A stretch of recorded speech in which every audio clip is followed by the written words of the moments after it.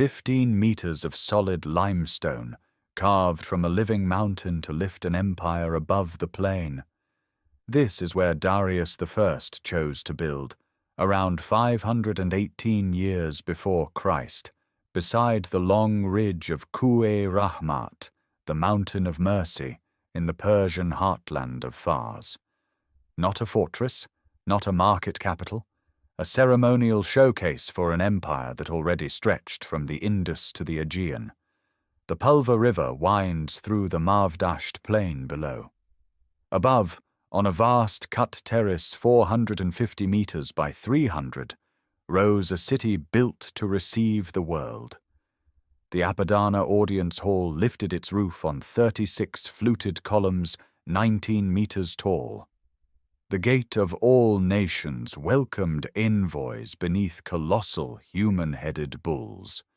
The hall of 100 columns held court beneath cedar beams brought from distant forests. And along the great staircase, 23 subject peoples climbed in carved procession, bearing tribute in stone that still has not faded. This is the complete story of Parsa, called Persepolis by the Greeks. The full arc of a ceremonial capital from its first foundations to its final silence and beyond. The deep prehistory of the Mavdasht plain and the rise of the Persian tribes. The day Darius chose this ground, and the masons who began carving a terrace from the mountain itself. The reign of Xerxes and the great expansions, the trilingual inscriptions in Old Persian, Elamite, and Babylonian. The rituals of Novruz, when the empire ascended these steps to lay its tribute before the king. The artisans, scribes, and ration clerks whose lives are preserved in more than 30,000 clay tablets of the fortification archive. Then the night the cedar roofs burned. The arrival of Alexander of Macedon in 330 years before Christ, the looting of a treasury holding an estimated 120,000 talents of gold and silver, and the fire that collapsed the palaces and cracked the stone. The long centuries afterward, when Seleucid, Parthian, and Sasanian rulers passed by the columns without restoring them, and medieval Persians renamed the ruin Takhta Jamshid, the throne of a mythic king. The European travelers who sketched the standing shafts, and the systematic excavation of Ernst Herzfeld, beginning in 1931, that lifted the buried archive back into the light.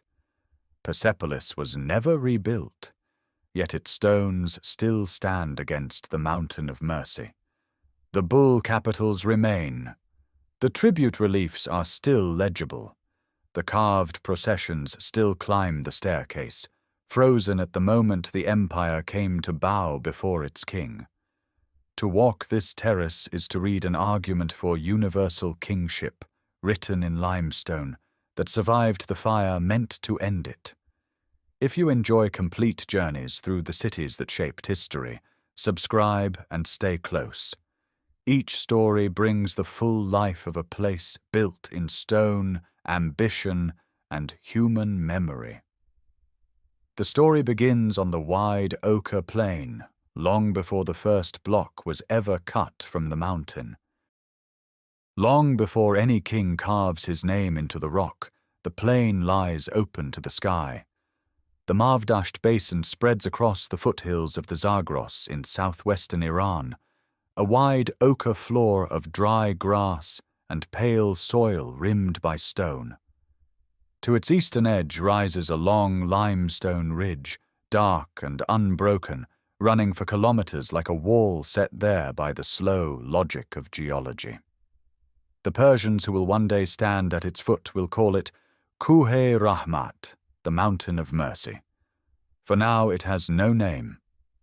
The Pulva River drifts down from the highlands and bends westward across the basin. Its water is unhurried, but in this dry country it is everything. Reed beds line the banks, wild barley and emmer grow in the alluvial soil. Gazelle move across the open ground at dawn, and the higher slopes carry juniper, almond, and pistachio. The plain is a sheltered pocket of the plateau, watered by snowmelt, lit by an unfiltered sun. Around 4,000 years before the Common Era, low mounds of mud brick begin to rise from the alluvium. The villages of the Bacon culture take shape in the basin, small clusters of square rooms, hearths, and storage bins. Painted pottery emerges from their kilns, ochre and black on a buff ground, marked with ibex, leopards, and geometric bands that already carry the patient eye for pattern. The Lapui culture follows, and after it the long shadow of Elam, whose centers at Susa and Anshan dominate the lowlands of the southern Zagros for thousands of years.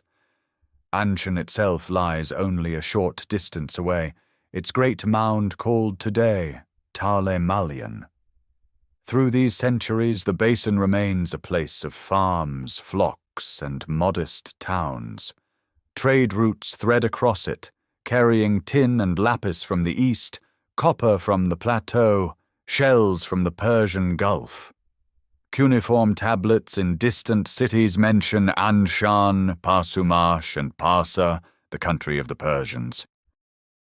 The name has begun to settle on the region, brought by Iranian-speaking peoples who drift south from the steppe in the second millennium and merge slowly with the older population. By the 9th century before the Common Era, the Persians appear in the records of Assyria. Their early leaders form a line remembered as the Achaemenids, named for an ancestor called Achaemenes. Teispes, Cyrus I, then Cambyses I, hold lands in Anshan and the southern Zagros under Median overlordship. Their world is one of tents, horses, fortified hilltops, and the slow gathering of authority over neighboring tribes. In the 6th century before the Common Era, that gathering becomes a wave. Cyrus II, later called Cyrus the Great, rises from this Persian heartland, overthrows the Median king Astyages around 550 before the Common Era, and within 20 years welds together an empire that reaches from the Aegean coast to the edges of Central Asia. For his royal seat, he chooses a site north of the Mavdasht plain, in the upland valley of the Pulvar, and there he raises Pasargadae. Its garden palaces, its solitary stone tomb, its quiet columns in open meadow declare a new kind of kingship. The Mavdasht plain remains, for now, the older country at his back. Villages still smoke at dusk, herds still cross the river fords. The long ridge of the future Mountain of Mercy still waits, its limestone untouched by chisel, holding nothing but wind, sun, and the long shadows of a sky that has watched this ground for uncounted centuries. The chisel comes at last. Around 518 before the Common Era, a generation after Cyrus's death, and the brief, violent reign of his son Cambyses, a new king turns his attention to the long limestone ridge above the Mavdasht plain. Darius I, son of Hystaspes, has seized the Achaemenid throne after a year of rebellion and counter-rebellion. He has already carved his version of those events into the cliff at Bisotun in 3 languages, 50 meters above the road. Now he wants a stage worthy of the empire that Vau has won. He chooses the western flank of Ku-e-Rahmat, where the rock steps out toward the plain in a natural shelf. The site is defensible against the mountain, watered by the Pulvar, and lies a comfortable 2 days' ride from Pasargadae, close enough to honor Cyrus, far enough to declare a new royal idea. The ground is raw. No older sanctuary stands here. The terrace will rise from rock alone. Surveyors mark the line with cords and stakes. Quarry crews begin to bite into the mountain. The plan is staggering in scale. an artificial platform roughly 450 meters by 300, lifted some 15 meters above the plain, half cut from the living ridge, half built up with fitted megalithic blocks. Some weigh tens of tons. They are dressed with iron tools to a precision that requires no mortar. Limestone faces meet limestone faces in joints so close that a blade will not pass between them. Iron clamps sealed with molten lead bind block to block against the slow patience of earthquakes. Engineers tunnel drainage channels through the bedrock beneath the platform, carrying winter rain out toward the plain so that no flood will undermine the future palaces. A great double staircase, gentle enough that horses can climb it, begins to take shape on the northwestern face. Each tread is shallow, each riser low, the whole ascent designed for a procession that will one day climb without breaking stride. In the southeastern corner of the rising platform, beneath the planned foundations of the Apadana, masons set down 2 stone boxes. Inside each, thin tablets of gold and silver are inscribed in Old Persian, Elamite, and Babylonian. The foundation inscriptions, later catalogued as Darius Persepolis F and Darius Persepolis H, name the king, list the lands he rules from Sind to Sardis, and place his work under the protection of Ahura Mazda. Coins of Croesus and of Greek cities are buried with them.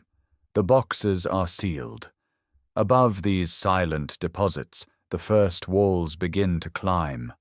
The Apadana, the great audience hall, is laid out on a platform within the platform. To its south, foundations are cut for the Tachara, the king's private winter palace, with doorways framed in polished black stone that will one day reflect torchlight like dark water. To the east, behind a thicker wall, the first chambers of the treasury take shape. Cedar arrives by ox cart from Lebanon. Lapis comes from Bactria, gold from Lydia, ivory from Sind. The fortification tablets, written in these very years, record rations of barley, wine, and beer paid out to stonecutters, woodworkers, and goldsmiths drawn from across the empire. The terrace is not yet a city. It is a building site, loud with hammer and saw, white with limestone dust, lit at night by oil lamps shielded against the wind. Darius will not live to see his stage complete. But on the rock he has chosen, the first courses are set. The mountain of mercy, no longer untouched, has begun to speak in straight lines. Years pass on the terrace. The dust never fully settles, but its color shifts, from the white of fresh-cut limestone to the pale ochre of weathered stone catching the long mavdasht light. By about 510 before the Common Era, the plan that began as scaffolding and trench has begun to lift into the sky.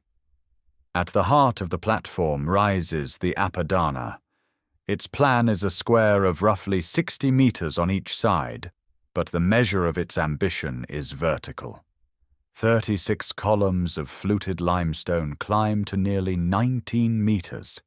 Each is crowned with a capital of 2 kneeling bulls set back to back, their carved muzzles cradling cedar beams from Lebanon, joined with bronze pins, fragrant for a generation after they are set.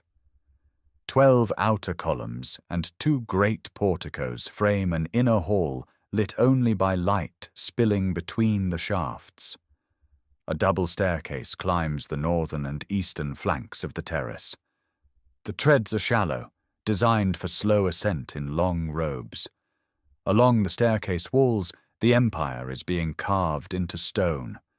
23 delegations move forever upward in low relief, Medes in soft caps, Elamites leading a lioness with 2 cubs, Lydians bearing bowls and bracelets, Bactrians with a 2-humped camel, Indians in sandals carrying jars of gold dust, Arabs leading a dromedary, Nubians offering ivory tusks and an okapi, Ionians draped in fine wool, Armenians with a horse, Cappadocians with folded textiles.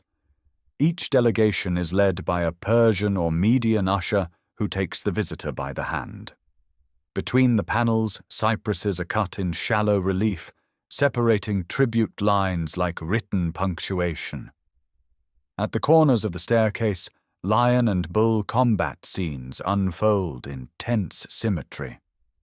The lion clamps its jaws on the bull's haunch. Sinew and rib are rendered in lines so precise that even much later, when the limestone has yellowed and chipped, the muscles still seem to flex. South of the Apadana stands the Tachara, smaller, more intimate. Its name in Old Persian means winter palace. Doorways are framed in polished black stone, ground until they reflect like dark water, and along their jambs Darius is carved entering and leaving in royal procession, attendants behind him with parasol and fly whisk.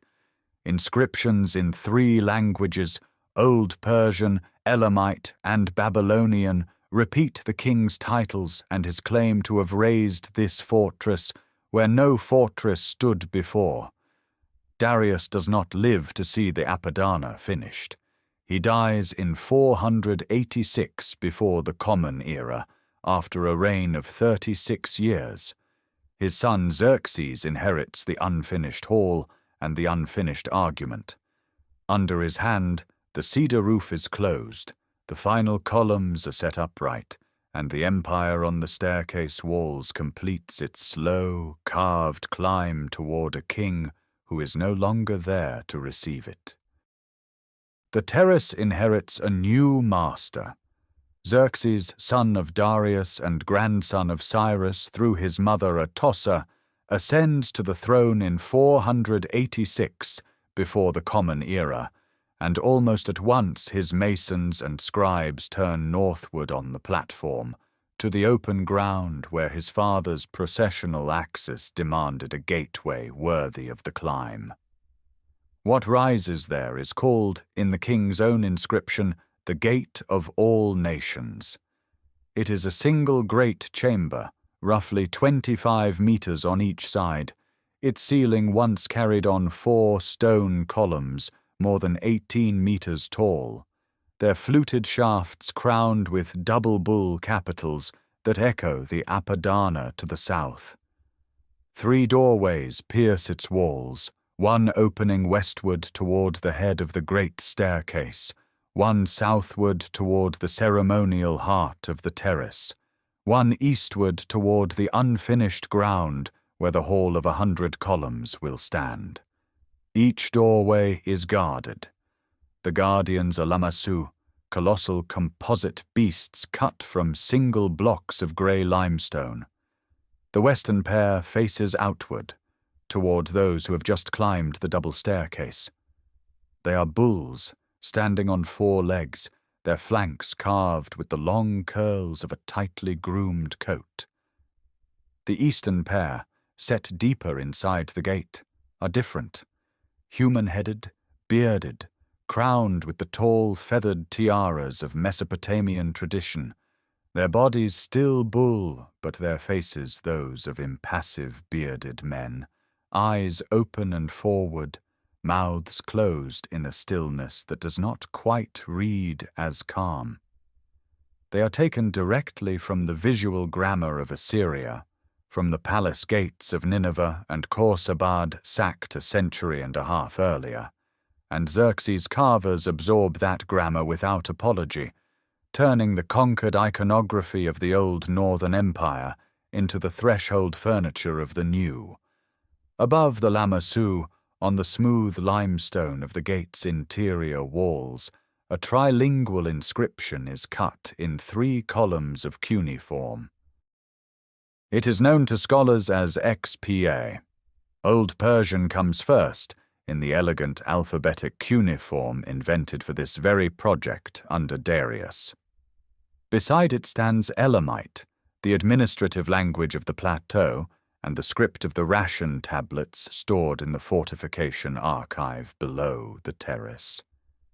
Beside Elamite stands Babylonian, the cuneiform of Mesopotamia, the language of Hammurabi 17 centuries earlier and of the great cities of the southern alluvium that Cyrus had absorbed without violence. The three columns say the same thing. They name Xerxes as Great King, King of Kings, King of countries containing many men, King on this earth far and wide, son of Darius, an Achaemenid, a Persian, son of a Persian, an Aryan of Aryan stock. They say that by the favor of Ahura Mazda, Xerxes built this gate, called All Lands. The phrase is not metaphor. The processional staircase rising to this gate carries, on its outer parapet, the carved delegations of the empire's subject peoples, and the gate itself is the threshold through which those carved delegations are imagined to walk. Whoever passes the Lamassu passes in stone every nation Xerxes claims to rule. South of the gate, the king turns to a different scale. On open ground east of the Apadana, foundations are laid for a hall larger than anything yet attempted on the terrace, the Hall of 100 Columns, also called the Throne Hall. Its plan is square, 70 meters on each side, its roof to be carried on 10 rows of 10 stone columns, 14 meters tall, more slender than the giants of the Apadana, but vastly more numerous. 8 doorways pierce its walls, and on the jambs of those doorways the carvers begin a new program. The king enthroned, supported on a high platform borne by representatives of the subject peoples, each labeled, each in costume. The hall will not be completed in Xerxes' lifetime. His successors will close its roof. Closer to the southern edge of the terrace, Xerxes builds for himself. His palace, the Hadish, rises on a higher platform than his father's Takra, larger, more elaborate. Its doorways carry reliefs of the king attended by parasol and fly whisk-bearers, and along its corridors the walls are faced with glazed brick, whose colors, deep blue, saffron yellow, white, ox-blood red, survive only in fragments but once made the upper terrace blaze. East of the Hadish, foundations are cut for what the excavators of the 20th century will call the harem, a complex of small apartments arranged around a central hall, its modest scale a counterpoint to the public theatre of the Apadana and the throne hall. Across this expanding terrace, a single argument is being carved into stone, glazed brick, and cedar. Universal kingship is not asserted by force on these walls. It is asserted by procession, by inscription in 3 languages no single subject can read in full, by the orderly tribute of 23 peoples climbing the staircase under a roof that does not fall. The ceremony arrives with the spring. Each year, as the sun crosses the celestial equator and the Mavdasht plain turns green with barley and the first wildflowers, delegations begin their ascent of the double staircase. This is Nowruz, the new day, the festival that marks the turning of the year and the renewal of the king's covenant with the peoples under his rule. The procession is not spontaneous. It is choreographed, rehearsed, encoded in protocol that reaches back through generations of Achaemenid kingship. The tribute-bearers climb in prescribed order, each delegation wearing the costume and bearing the gifts that identify their homeland on the carved reliefs flanking the stairs. Medes come first, their rounded caps and belted tunics marking them as the empire's closest kin. They lead horses bred on the Nisaean plain, animals tall enough that their withers reach a man's shoulder. Elamites follow, their long robes and wrapped headcloths unchanged from the centuries before Cyrus, carrying lion cubs in wicker cages. Armenians bring amphorae of wine and led stallions whose manes are braided. Bactrians from the eastern satrapies arrive with 2 humped camels loaded with lapis lazuli and bolts of silk that have travelled the caravan routes from beyond the Pamir. Lydians carry gold bowls hammered thin as parchment. Egyptians bring ivory tusks and led a giraffe whose neck sways above the crowd. Indians present baskets of spices and jars of indigo dye. Nubians carry elephant tusks and ebony logs. The Ionians, Greeks from the Aegean coast, bring bolts of purple-dyed wool and amphorae of olive oil. 23 delegations in all, their gifts piled on the terrace under the gaze of the immortals, the king's guard who stand motionless in their pleated robes and spears held vertical. The king receives them in the Apadana. He sits on a throne beneath a canopy held by attendants, his feet resting on a footstool, his right hand raised in the gesture of acknowledgement that appears on every royal relief. The tribute is not taxation in the crude sense, it is theatre, a ritual enactment of the empire's cosmology, the king as the centre toward which all peoples turn. The gifts are recorded by scribes seated cross-legged on the terrace floor, their clay tablets still soft, their reed styluses moving in the angular script of Elamite, the administrative language that predates the Persians and survives as the empire's bureaucratic tongue. Behind the ceremony, the terrace hums with labor that never stops.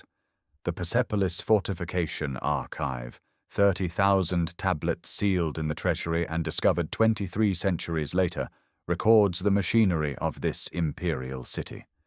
Rations are issued daily: barley, wine, sheep, goats, poultry. Workers are tracked by name, origin, and task. Kurtash the sculptor receives 30 quarts of wine per month. Mardunuya the Greek stonemason draws rations for his family. Women weavers in the workshops below the terrace are paid in grain and beer. Travellers passing through the royal road system present sealed documents authorizing food and lodging at way stations. The tablets record movements across the empire: a delegation from Sardis travelling to Susa, a messenger carrying sealed orders to Bactria, a caravan of Ionian craftsmen summoned to work on the gate of all nations. The city is not only the terrace. Below the platform, a lower town spreads across the plain, its mud-brick houses and workshops clustered along unpaved streets. Potters fire storage jars in kilns whose smoke drifts toward the mountain. Metalworkers cast bronze fittings for the palace doors. Bakers knead dough in communal ovens. Grooms tend the royal stables where hundreds of horses are kept for ceremony and courier service. Scribes in the archive rooms sort tablets by year and category, filing them in baskets labelled in Elamite. The garrison, quartered in barracks east of the terrace, drills in the open ground where the Pulver River bends. At night, oil lamps flicker in the palace windows, and the terrace becomes a constellation of small flames against the dark mass of Ku'e Rahmat. The kings themselves do not live here year-round. The Achaemenid court moves seasonally: winter in Babylon, spring in Susa, summer in Ecbatana in the Zagros highlands, autumn in Persepolis. The city is a ceremonial anchor, a place where the empire performs itself. Yet it is also a treasury, a fortress, a repository of the accumulated wealth of conquest. The treasury complex, expanded under Xerxes and Artaxerxes, holds rooms stacked with gold and silver vessels, ingots stamped with royal seals, bolts of fine linen, jars of precious oils. Guards patrol the corridors. The doors are sealed with clay bullae impressed with the king's signet. The wealth is not idle. It funds the road system, the courier network, the standing armies, the construction projects that continue across the empire from Egypt to the Indus. Religious life on the terrace leaves few traces in stone. The Achaemenids worship Ahura Mazda, the wise lord, but they build no temples in the Greek or Mesopotamian sense. Fire altars stand in open courtyards. Priests, the Magi, tend the sacred flames and perform rituals at dawn and dusk. The king himself acts as chief priest, his authority both political and cosmic. The inscriptions invoke Ahura Mazda as the source of kingship, but they do not describe ritual in detail. The carved reliefs show the king in perpetual audience, receiving tribute, granting favor, standing beneath the winged disk that represents divine protection. The city is itself a kind of temple, a built argument for order imposed on the world's multiplicity. The order holds for decades. Then the world shifts. In the autumn of 331 before the Common Era, news reaches the terrace from the west. Alexander of Macedon has crossed the Hellespont, shattered the Persian army at Issus, taken Egypt, and turned east again. At Gaugamela, near the ruins of Nineveh, his phalanx breaks the last great field army Darius the Great can assemble. The Achaemenid king flees toward Bactria. The road to the heartland lies open.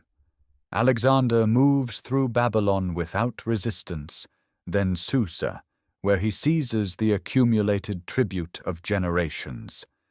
In January of 330, his army enters the passes of the Zagros.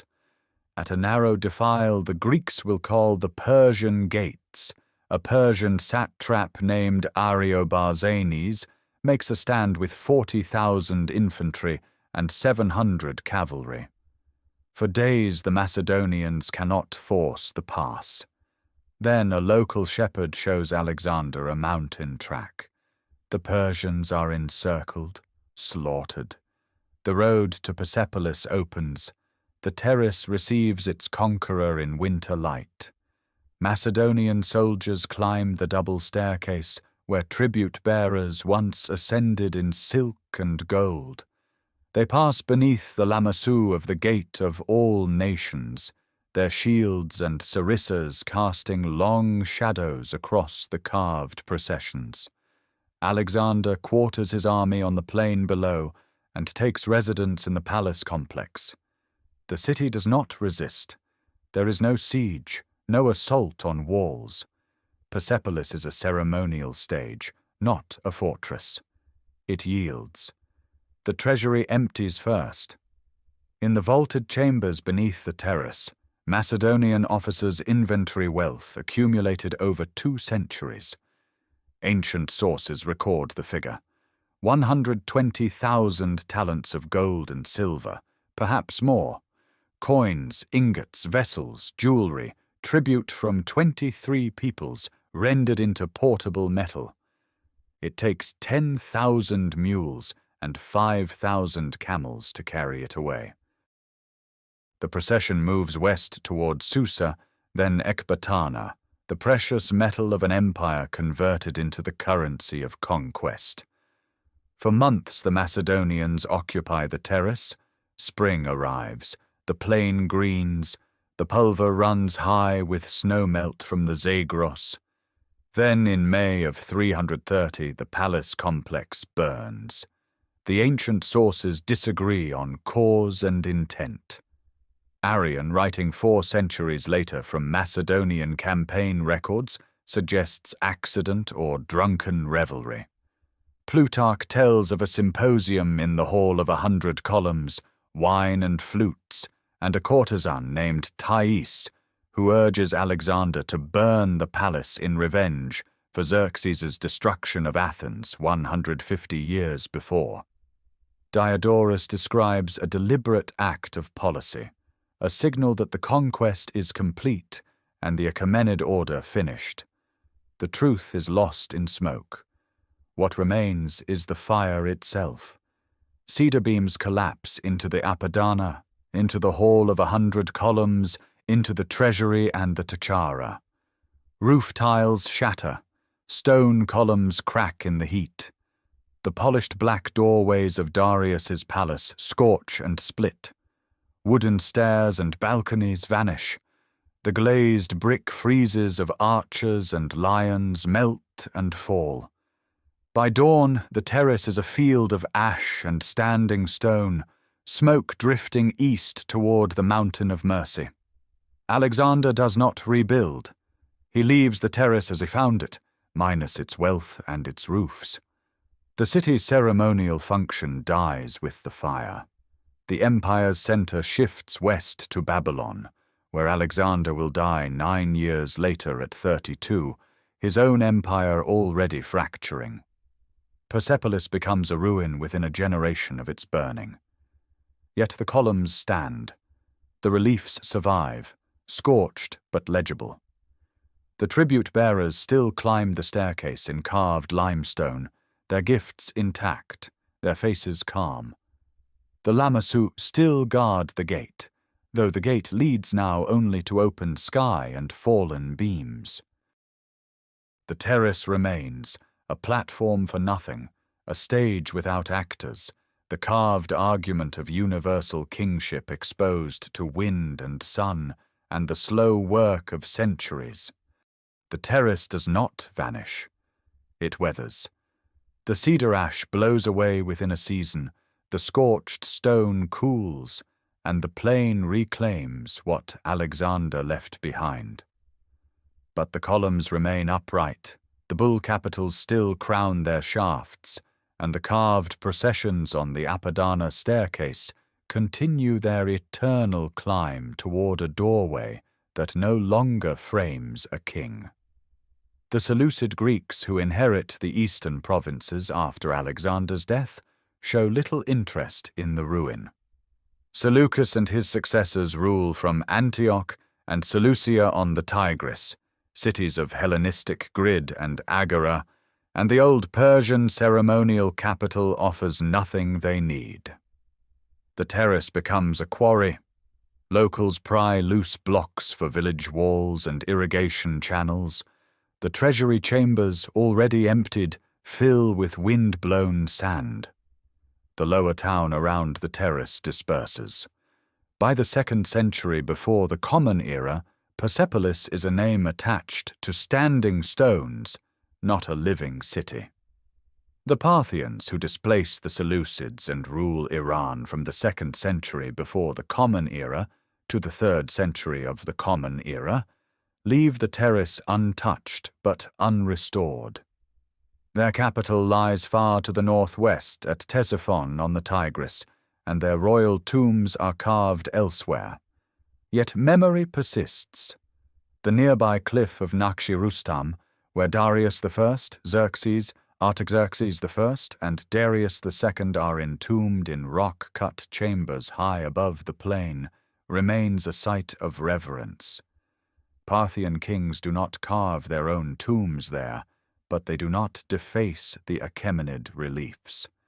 The Sasanians, who overthrow the Parthians in 224 of the Common Era and rule Iran until the Arab conquest of the 7th century, actively claim Achaemenid heritage. At Nakshi Rustam, beneath the royal tombs, Sasanian kings carve their own reliefs, equestrian investiture scenes, battle triumphs, the god Ahura Mazda bestowing the diadem of kingship. Shapur I commemorates his victory over the Roman Emperor Valerian. Bahram II depicts his court. The Sasanians call themselves heirs of the Achaemenids, but they do not rebuild Persepolis. The terrace remains a ruin, its function forgotten, its inscriptions unreadable. The Arab conquest of 637 brings Islam to the plateau, and a new language to the inscriptions no one can decipher. The terrace becomes Takht-e Jamshid, the throne of Jamshid, named for the mythic king of the Shahnameh, Ferdowsi's epic completed around 1000 of the Common Era. In Persian legend, Jamshid is the fourth king of the world, who rules for 700 years, invents wine and metalworking, and builds a throne carried by demons.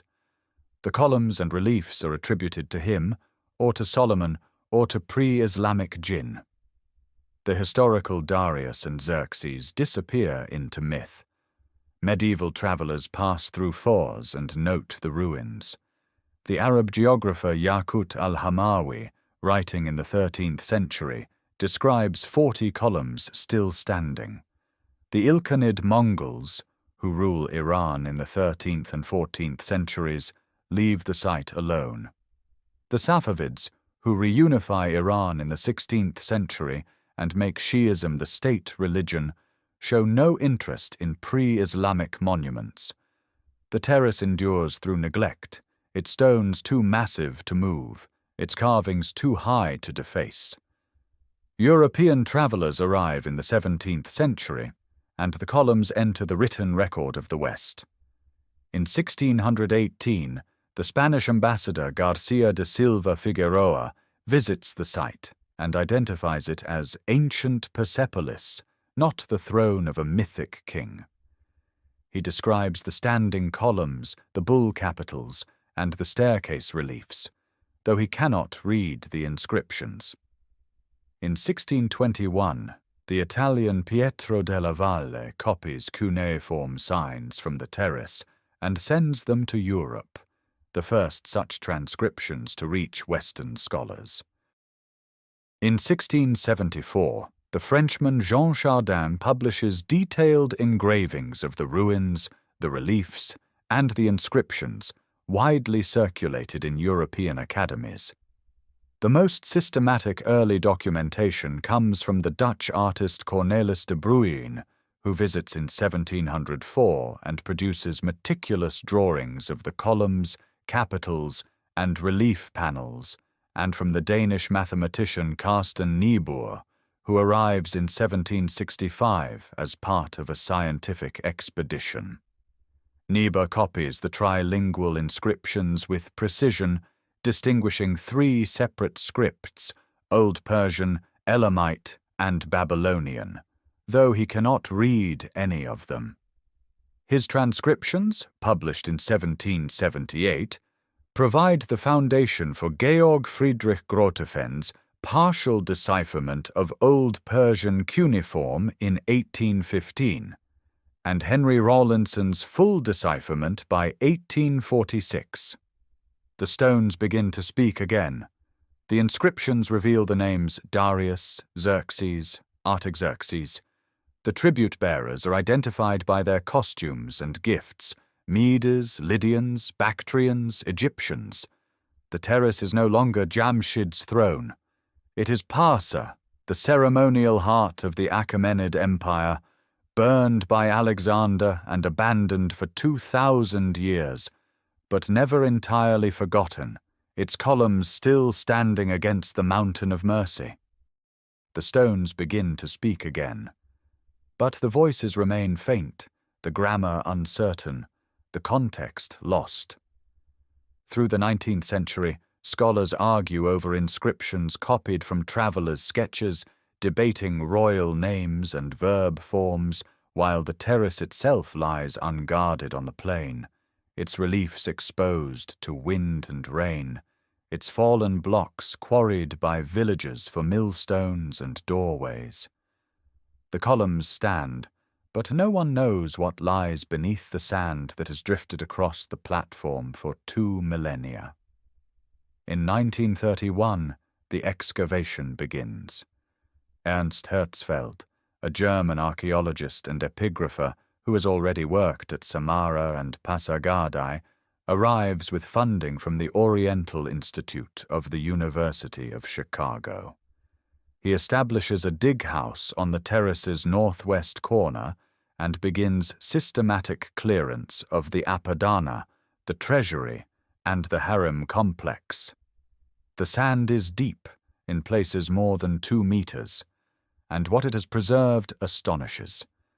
Beneath the drifts lie thousands of fragments, carved stone heads from column capitals, glazed brick panels depicting striding lions and winged bulls, bronze door fittings, fragments of gold and silver vessels, and, in the treasury's northeastern rooms, over 30,000 clay tablets. The tablets are small, palm-sized, inscribed in Elamite cuneiform, the administrative language of the Achaemenid court. They are not royal proclamations or literary texts. They are receipts, ration lists, travel authorizations, work orders. They record payments in wine, grain, sheep, and silver to workers, officials, and travelers moving through the empire's road network.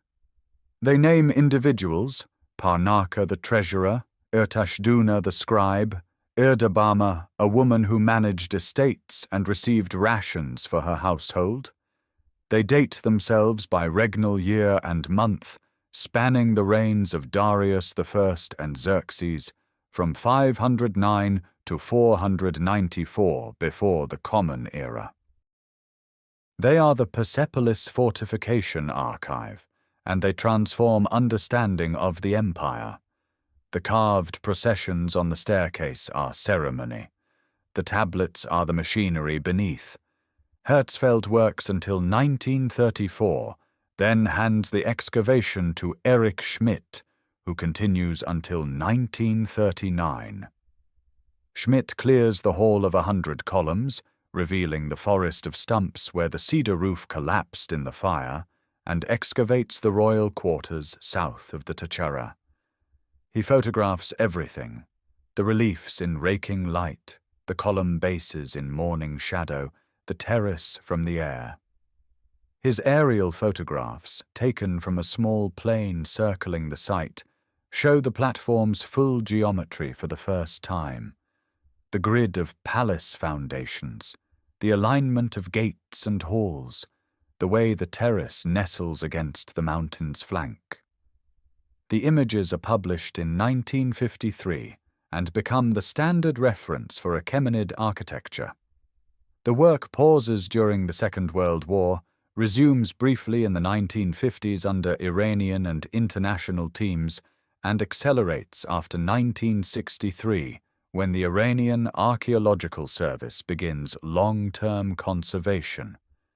The reliefs are cleaned, stabilized, and in some cases re-erected. Fallen column drums are lifted back into place with cranes. Drainage channels are cleared to prevent water damage. In 1971, the site becomes the stage for the 2500th anniversary celebrations of the Persian monarchy, a controversial spectacle of tents, banquets, and military parades that draws international attention and domestic criticism. 8 years later, after the revolution, Persepolis is inscribed as a UNESCO World Heritage Site, recognized not as a symbol of monarchy, but as a monument to human creativity and the architectural ambition of an ancient civilization. The terrace today is both ruin and presence. The Apadana's columns stand, 13 of the original 36, their bull capitals silhouetted against the sky. The gate of all nations remains, its lamassu still guarding the threshold. The Hall of 100 Columns is a field of stone stumps, the fire's mark still visible in scorched limestone. The reliefs along the eastern staircase are worn but legible: the Medes in their rounded caps, the Armenians leading horses, the Bactrians with their 2 humped camels, the Ethiopians carrying ivory tusks. Visitors walk the same processional route the tribute-bearers climbed, ascending the double staircase to the platform where Darius and Xerxes received the empire each spring. What the stones still teach is this: that power can be expressed not only in conquest, but in architecture, not only in violence, but in the patient carving of limestone, the raising of columns, the organization of space to make an argument about order. that an empire governing 23 peoples across 3 continents required not only armies but scribes, not only tribute but ration lists, not only kings but women managing estates and workers receiving grain. That a ceremonial city, built to be seen once a year and burned after 2 centuries, can stand for 25 more, its columns still rising above the plain, its inscriptions still naming the kings who raised them, its reliefs still showing the world as it was when half of it answered to Parsa.